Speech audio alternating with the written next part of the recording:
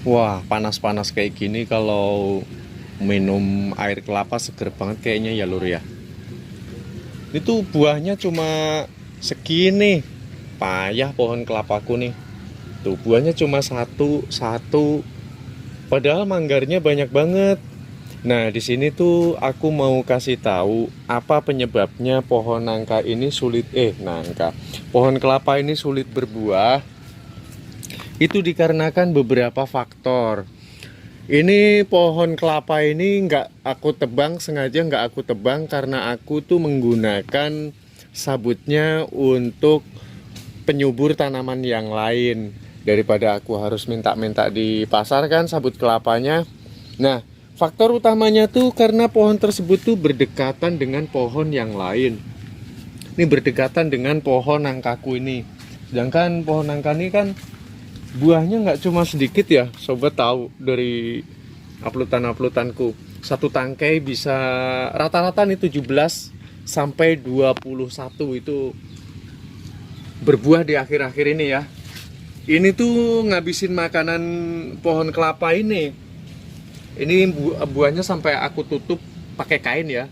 Jangan pakai karung. Pakai kain ini sengaja aku biar orang kalau mau ngambil itu di bagian atas karena ini tuh aku pakai untuk sebuah artikel konten perawatan pohon nangka. Nah, ini tuh berbut akarnya, sedangkan dia kan memiliki akar serabut. Kalau dia akar tunggang ya, tapi serabutnya juga ada sih. Nah, ketika dulu aku menggali sapi tank ini, akarnya dia tuh arahnya ke sini.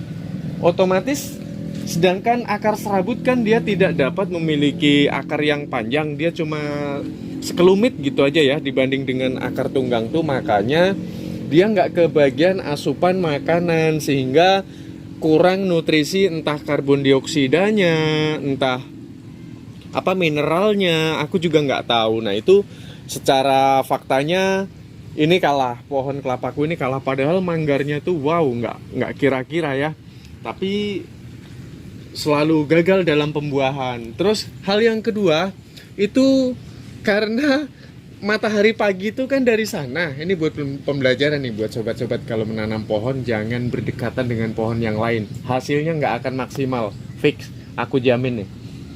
Dan dia tuh nggak bisa berfotosintesis ketika pagi hari. Ketika sore hari pun dia kepentok sama ini pohon nangkaku yang ini. Akhirnya dari keduanya pohon nangka ini tuh pernah buah banyak.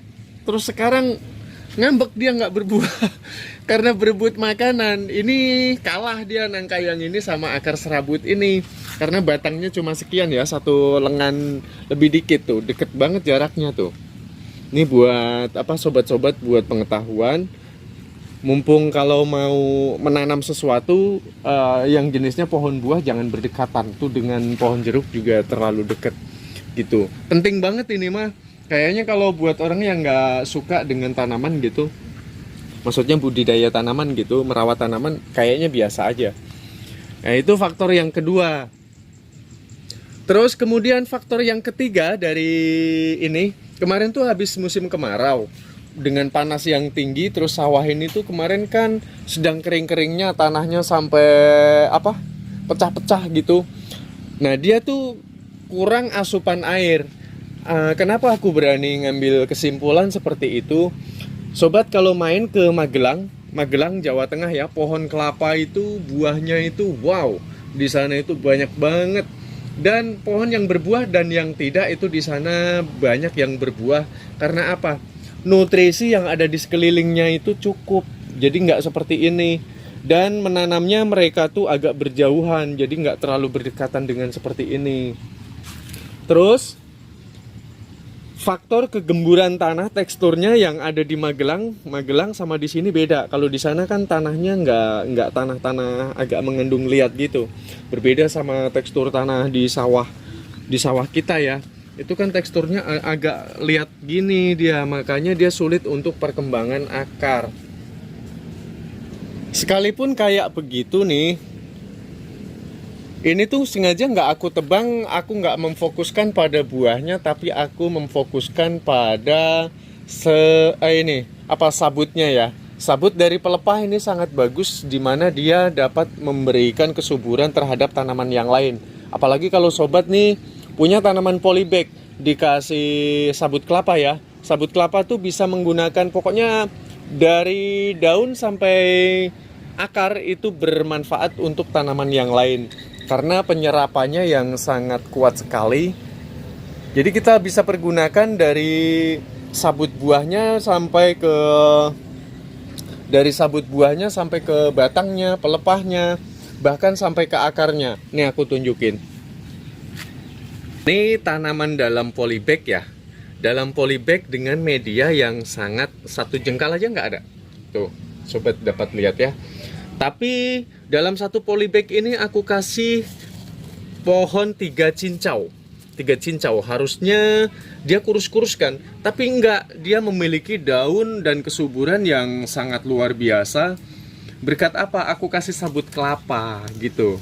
Jadi kalau cara menggunakan sabut kelapa untuk polybag itu jangan ditaruh begini aja. Nanti dia mudah kering seperti ini. Nah ini tuh sisa, makanya aku taruh di atas. Cara menggunakannya seperti ini, sobat dapat lihat. Itu dipendam di sekitar areal akar ya. Dia harus terpendam karena dia kelembapannya akan awet kalau dia terpendam. Nih satu contoh ini. Ini padahal tadi agak gini doang ya, nggak bercampur dengan tanah ya. Cuma begini doang. Kelembapannya sobat dapat lihat tuh.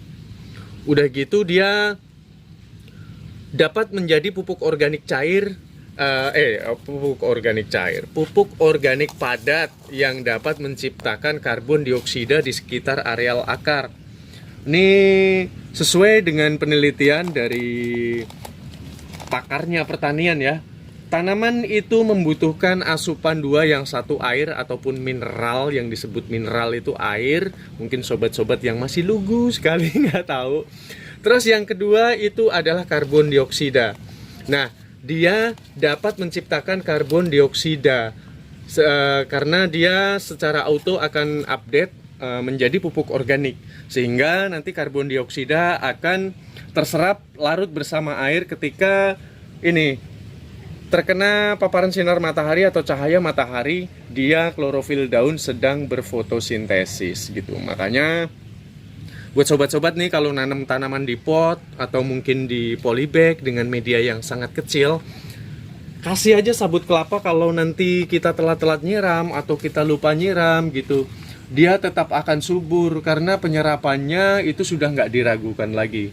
Tidak heran bahkan sampai di luar negeri juga kan sampai dibuat untuk kokopit ya. Kokopit itu ada itu setauku sih ya, setauku itu dulu dari luar negeri. Jadi penemuan orang Indonesia dulu belum ada kokopit. Jadi belum lama ini kokopit ada di Indonesia karena ikut-ikut luar negeri ya. Toh secara pada hasilnya nggak dijadikan kokopit pun, dengan cara begini pun dia juga bisa maksimal kalau dalam lingkup tertentu. Maksudnya lingkup terbatas gini. Jadi nggak perlu kita menggunakan kokopit. Nanti kalau untuk kokopit sendiri kan dia berfungsi sebagai penahan kelembapan. Terus kemudian dia dapat menciptakan kegemburan tanah. Tapi juga kegemburan tanah kita dapat menggunakan pupuk-pupuk kompos semacam kayak apa tuh, jerami-jerami atau dedaunan kering atau bekas bakaran sampah kayak gini, tapi jangan plastik ya. Bakaran dedaunan atau buahan, sampah rumah tangga lah pokoknya. Nah kayak gitu itu dapat menjadi pupuk kompos yang sangat bagus. Kompos juga nanti dia akan update, jikalau nanti terkena mineral dia dapat mengundang bakteri baik, sehingga tanaman-tanaman yang kita rawat akan menjadi subur. Tetap saja kalau fungsi untuk kelembapan nggak ada yang ngalahin sabut kelapa, itu number 1. Oke ya, terima kasih buat teman-teman semua. Mohon maaf atas segala kekurangannya. Tadi temanya aku ke kelapa, sampai ini ke tanaman yang lain, tapi masih dengan ini ya, tema sabut kelapa juga. Masih pohon kelapa. Oke, terima kasih, bye-bye, semoga bermanfaat.